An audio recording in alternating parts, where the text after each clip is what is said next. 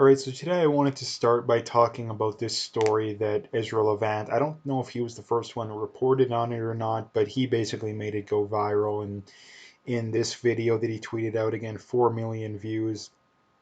And he says there were 6 people in a house in Gatineau. Neighbor snitched, police went in, Gestapo style, assaulting citizens. So, yeah, every lockdown politician who made this monstrous world and then tries to sneak away to Florida or Hawaii. FU. And he even makes some more very interesting revelations saying, I'm sorry, this video is the tipping point for me. For 48 years, I have been pro police, almost fanatically so. I cannot say that anymore.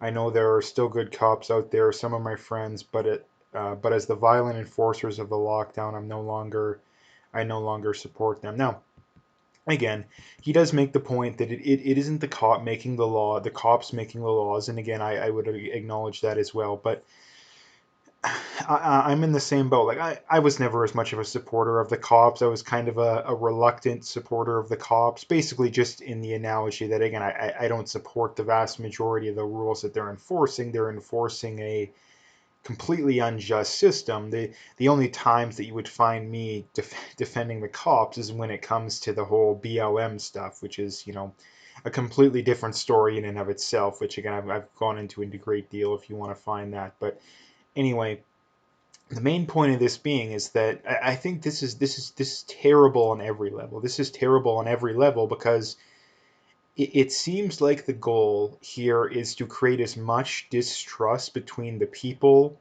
and the ruling elites as possible. But on the flip side, um, the people, at least the average person, because again, people watching stuff like this probably are exceptions to the rule, but the average person is so brainwashed and so ignorant, they're never going to be able to break the spell, right? They're never going to be able to break the spell. And I think the ruling elites recognize that and they are going for the jugular and they're trying to take everything they've always wanted. They are making themselves incredibly even more rich than they already were.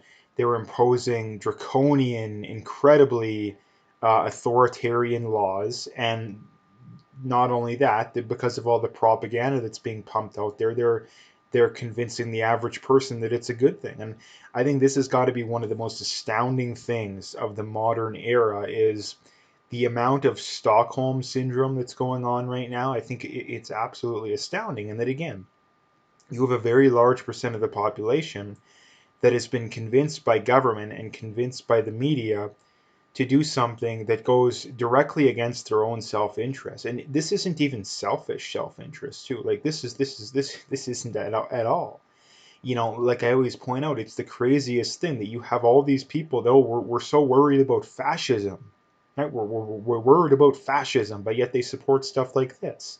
We're worried about fascism, but yet, we want to do what Australia did, which is arresting people for going outside without the government's permission, or arresting people for making posts on social media that go against the narrative. Like that's what you want, and this is why I can't help but be so pessimistic about society these days. That we have a very large percentage of the population that wants you arrested for leaving your house without the government's permission, that wants you arrested for making social media posts that go against the narrative. There is a very large percent of the population. I don't know if it's the majority.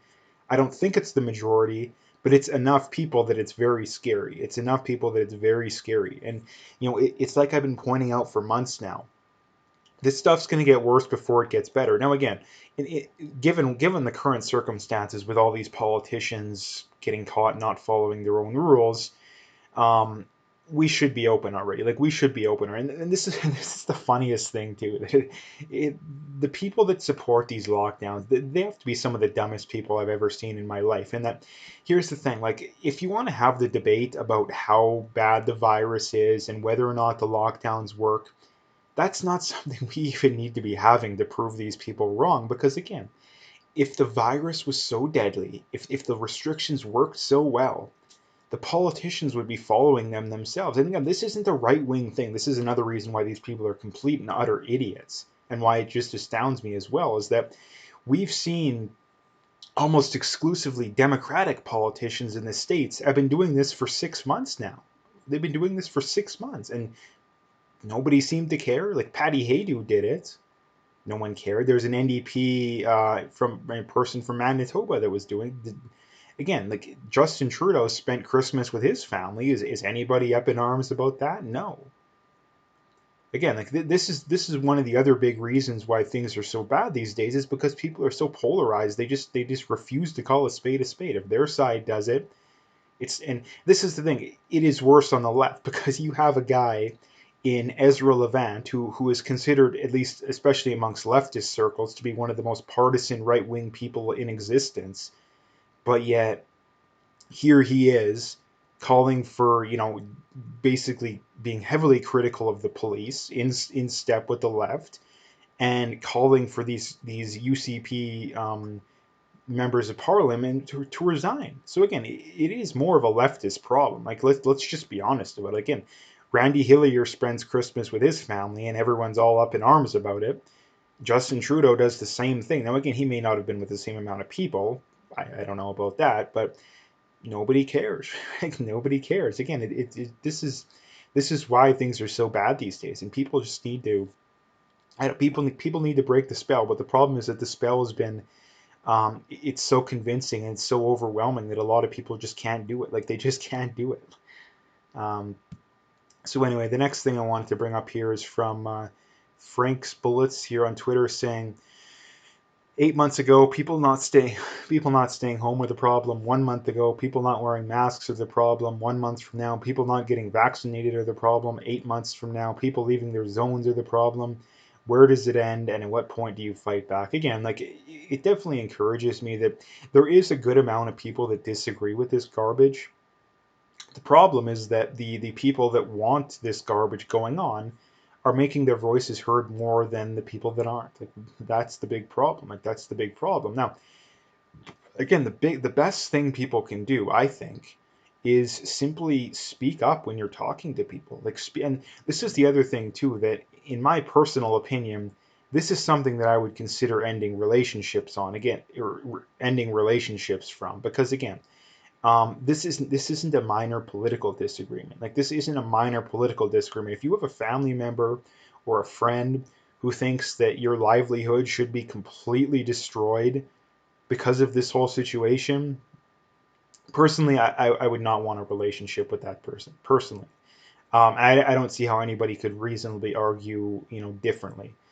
Um, but anyway, like I say, the point he's trying to make here, and the point I've been trying to make for the longest time, is they're just going to keep moving the goalposts. Like they've made it very clear they're just going to keep moving the goalposts.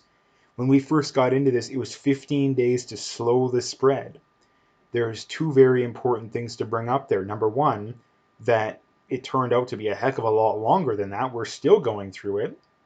Number two, it was 15 days to slow the spread, not 15 days to end the spread. And this is another, it's very funny because within that statement, they're moving the goalposts in two different ways, right? They're moving it in two different ways. And then number one, they're making it a heck of a lot longer amount of time. And number two, they're making it so they literally want to end the spread. Like this is the other problem too. The reason why we're never going to get out of this is because given what we know right now, this virus may never go away. It may never go away. And if that's what these people's goal is, which it seems to be, it's just going to be endless lockdowns. It's going to be endless lockdowns. And again, the real goal is to push for a bigger and bigger and more powerful government. That is the real goal. The real goal isn't being worried about the virus. That's the cover story for pushing for socialism and communism, right? So anyway, the next thing I wanted to bring up is from Randy Hillier here, and he says, Andrew, a nurse in Ontario, wrote this powerful message to his MPP outlining the real situation hospitals are facing. I encourage you to warn your MPP in Ford Nation that the longer they perpetuate this lie, the harder the consequences will be.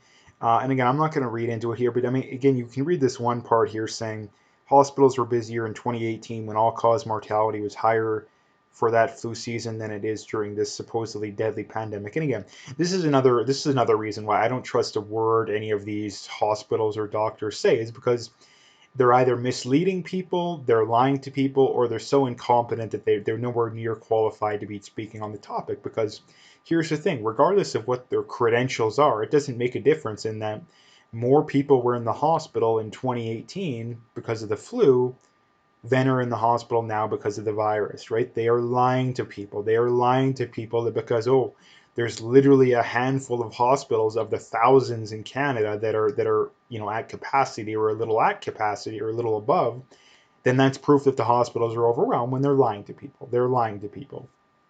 Or at the very least misleading people. So again, writing your MPs and MPPs is also a very good strategy. Again, I don't think you're really going to get anywhere with most of these people, and the people you are going to get anywhere with are probably ones that already agree with you, but I don't think it's something that could hurt.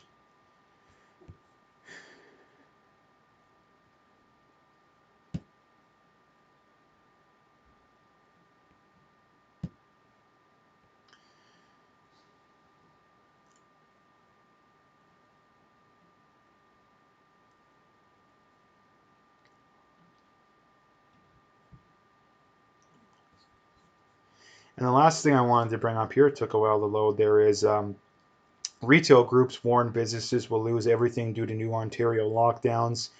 And again, this is just more and more bad news. And again, like the big thing people need to be doing here is making your voices heard. Like making your voices heard. This is something that I've really noticed is that most people don't agree with this stuff. The problem is that they don't know what to do. They don't know what to do. And I think the best things you can do is make your voices heard when you as much as you possibly can. Like as much as you possibly can, you have to make your voices heard. Like staying silent is no longer an option here. They're going to take everything away if they get their way. If these people get their way, um, everything will be taken away. Literally everything will be taken away. So that's what I wanted to bring up today. If you like the video, make sure you hit that like and subscribe if you haven't already. Make sure you check out those links below. Follow me on those other platforms if you haven't already.